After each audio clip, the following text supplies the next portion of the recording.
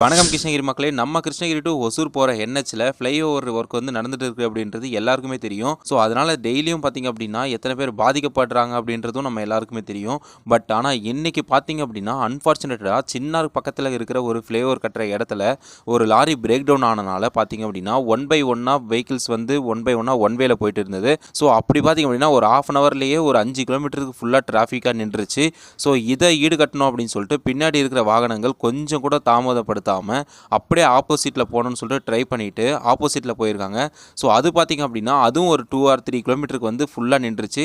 So அதனால் ஒசூர்லேருந்து கிருஷ்ணகிரிக்கு வர வண்டிகளும் பார்த்திங்க அப்படின்னா அப்படியே ஆப்போசிட் சைடில் டிராஃபிக் ஆகிட்டு அதுவும் ஜாம் ஆயிடுச்சு. இந்த ஒரு டிராஃபிக் ஜாம் ஆனனால ரெண்டு சைடுமே ஸோ கிருஷ்ணகிரிலேருந்து ஒசூருக்கு வேலைக்கு போகிறவங்க காலையில் இருக்கிறவங்களா இருந்தாலும் சரி, இல்லை ஒசூர்லேருந்து கிருஷ்ணகிரிக்கு ரிட்டர்ன் வரவங்க, அதாவது நைட் ஷிஃப்ட் முடிச்சுட்டு வரவங்களும் சரி, ஸோ ரெண்டு பேருமே ஹோல்ட் ஆன் ஆனாங்க. ஒரு இடத்துல ஆப்போசிட் சைடில் போயிட்டு நம்ம பீட் பண்ணலாம் அப்படின்னு சொல்லிட்டு ட்ரை பண்ணியிருக்காங்க. பட்